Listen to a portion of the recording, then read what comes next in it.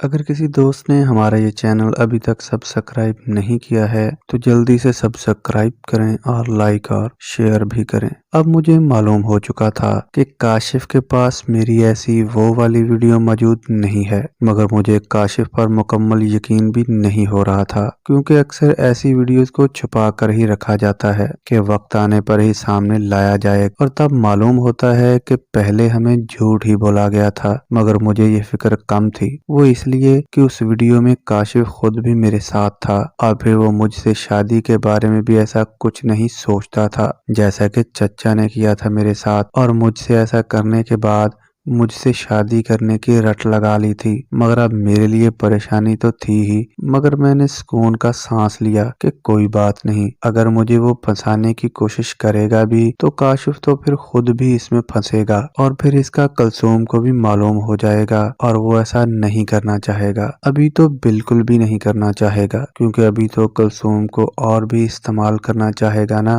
और फिर मुझसे भी तो वो और मजाक करना चाहेगा ना। ऐसे ही अभी ही ये सब कुछ नहीं होने वाला, और जब तक वो ऐसा करने का सोचेगा या ऐसा कुछ करेगा तो तब तक मेरे हाथ भी तो कुछ ऐसा आ ही जाएगा ना, जिससे मैं काशिफ को भी मजबूर कर सकूं कि वो ऐसा ना करे और किसी से भी इस वीडियो के बारे में बात ना करे। नहीं तो मैं भी उसको बदनाम कर दूंगी फिर, और अपनी बदनामी के डर से तो ये खामोश हो ही जाएगा, जैसे अब मैं अपनी बदनामी की वजह से खामोश हूँ कासिम और आरिफ लोगों के सामने। और जैसा वो कहते हैं वैसा मैं करती भी हूँ, और जब भी वो मुझे ऐसा करने के लिए बुलवाते हैं तो मुझे जाना ही पड़ता है। नहीं तो फिर वो कहते हैं कि हमने जो तुम्हारी वीडियो बना रखी है ना, वो किस काम आएगी, और मुझे ये सब सुनकर उनकी बात मानना ही पड़ती है, और इस बात को सबसे छुपा कर भी रखना पड़ता है कि उन्होंने मेरे साथ वो सब ही किया और कैसे किया था। मगर अब मैंने एक कासिम की बहन की वीडियो बना ली हुई थी काशिफ के साथ। अब मैं कासिम को तो ब्लैकमेल कर ही सकती थी,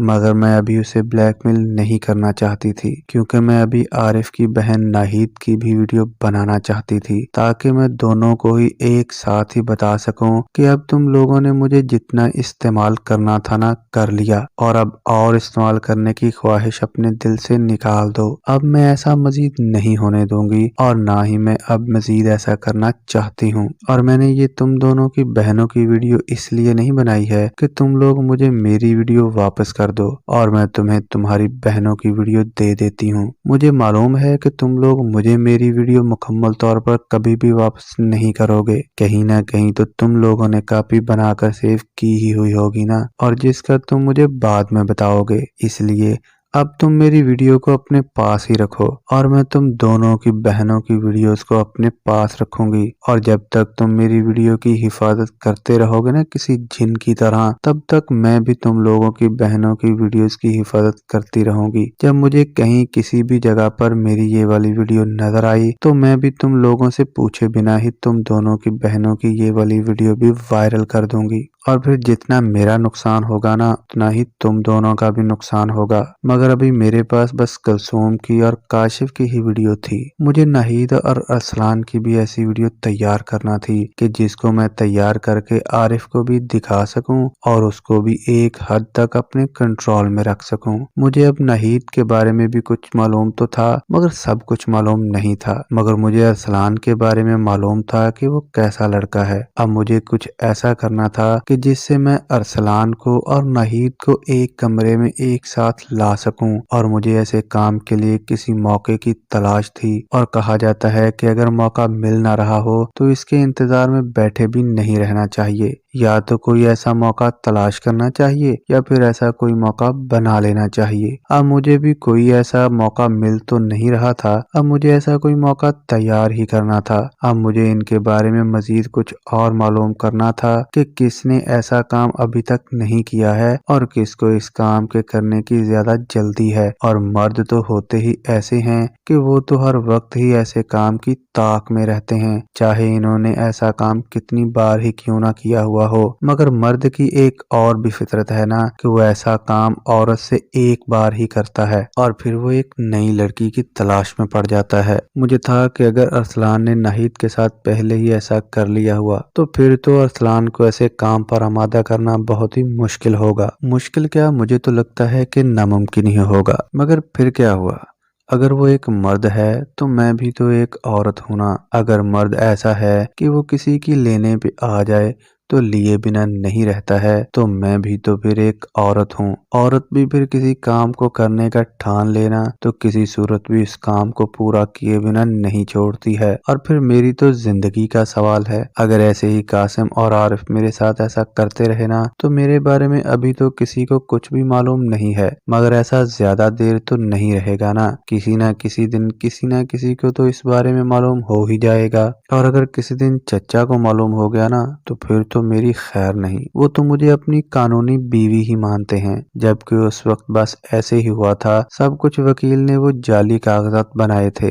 और वो भी वकील का मुंह बंद करने के लिए मुझे उस वकील के साथ भी ऐसा करना पड़ा था। मगर मैं उस वक्त करती भी तो क्या करती। चचा भी तो उस वक्त बात को ना समझ रहे थे और ना ही मान रहे थे, और चचा को मनाना उस वक्त मेरे लिए बहुत ही अहम था। अगर चचा ना मानते तो उस वक्त ही न जाने क्या कुछ हो जाना था, और माँ को भी मालूम हो जाना था। और क्या पता माँ को चचा के बारे में मालूम हो जाता तो माँ फिर से अस्पताल में चली जाती और मैं फिर से चचा के हाथों में। और अगर मैंने फिर से चचा के ही हाथों में जाना था तो मुझे फिर माँ को ही बचा लेना चाहिए था ना। और फिर चचा को मनाने के लिए उस वक्त वकील के साथ ये सब मुझे करना पड़ा। मगर अब मैं काशिफ के हत्थे आ चुकी हुई थी। मगर ये काशिफ चचा से तो कई दर्जे अच्छा ही था, क्योंकि एक तो इसको मेरे जिस्म की चाहत थी और बस जिस्म की ही चाहत थी। शादी वादी का कोई भी चक्कर नहीं था, यानी कि वो मेरे पीछे ही पड़ जाने वाला लड़का नहीं था। बाकी मर्द तो था ही वो, और इस वजह से उसे मेरे साथ वो सब करना तो था ही। खैर मैंने काशिफ का ज्यादा कोई भी अफसोस भी नहीं किया था और उसके साथ वो सब ही किया जो वो करना चाहता था, और इस बात को कुलसूम से भी छुपा कर रखा। अब मुझे नाहिद और अरसलान के बारे में सोचना था, मगर अरसलान के बारे में मुझे कुलसूम ने बताया था कि वो राशिदा के साथ भी ऐसा कर चुका हुआ है, और इसके अलावा भी वो कुछ लड़कियों के साथ ऐसा कर चुका हुआ है। मतलब कि अरसलान का मेरे हाथ में आना कोई आसान काम नहीं था। मैं चाहती तो मैं अरसलान को अपने हाथों में आसानी से ला सकती थी कि मैं खुद ही उसके सामने आ जाऊं और अरसलान से ऐसा कोई चक्कर चलाऊं कि वो मेरे पीछे लग जाए और मेरे साथ ऐसा करने के बारे में भी सोचे। मगर मैं अब पहले ही 3 लड़कों के साथ ऐसा कर भी चुकी हुई थी, और फिर वो अभी तक भी मेरे साथ ऐसा करते थे और किसी भी वक्त मुझे ऐसा करने के लिए अपने पास बुलवा लेते थे, और मुझे मजबूरन जाना पड़ता था क्योंकि उनके पास मेरे सारे ही सबूत भी थे ना। अब मैं अरसलान को भी ऐसे ही अपने साथ नहीं लगाना चाहती थी। अगर मैं अरसलान को भी अपने साथ लगा लेती तो फिर तो मोहल्ले में 4-5 लड़के ही होते हैं जवान जवान, और मेरे मोहल्ले में भी यही 4-5 लड़के थे, और बाकी 3 से तो मैं ऐसा सब कुछ ही कर चुकी हुई थी। तो मैं तो खुद ही इन सब से सब कुछ ही कर लूंगी ना, तो मैं फिर खुद को बचा किनसे रही थी। मैं अब बचाना चाहती थी ना खुद को सबसे, तो ऐसे तो फिर मैं खुद ही सबके साथ ऐसा कर चुकी होती और सबको ही मेरे बारे में सब कुछ ही मालूम होता, मगर बस एक दूसरे को कुछ भी ना बताते। मगर मैं इन सब के साथ ही ऐसा कर चुकी हुई होती। खैर मैंने सोचा कि मैं नहीद से बात करती हूँ, उससे बातों ही बातों में मालूम करने की कोशिश करती हूँ कि वो क्या चाहती है। मुझे तो यकीन था कि अगर अरसलान ने नाहिद के साथ ऐसा कुछ भी नहीं किया है ना तो नाहिद तो इस काम के लिए तैयार हो ही जाएगी, क्योंकि जिन औरतों पर पाबंदियां ज्यादा लगी होती है ना वही ऐसा काम ज्यादा करने की कोशिश करती हैं कि इस काम में ऐसा क्या है जो मुझे ये ऐसा करने ही नहीं देते हैं, और खुद को अक्लमंद और बाकी सबको बेवकूफ मानती हैं। और नाहिद के बारे में मैं जानती थी कि वो और इसके घर वाले कैसे हैं। नाहिद तो किसी के भी घर में नहीं जाती थी, और उसका वालिद और भाई उसे किसी के घर भी नहीं जाने देते थे, और अगर मोहल्ले की कोई लड़की या औरत इसके घर में इसको मिलने के लिए आ ही जाती थी तो उसे भी मना कर दिया जाता था कि तुम हमारे घर की लड़की को खराब करने के लिए आई हो और फिर से हमारे घर में आने की कोई जरूरत नहीं है। इसलिए ही तो नाहिद उस अरसलान के हत्थे आई हुई थी, और वो तो जैसे चाहता था ना नाहिद से वैसा ही करवाता होगा। मगर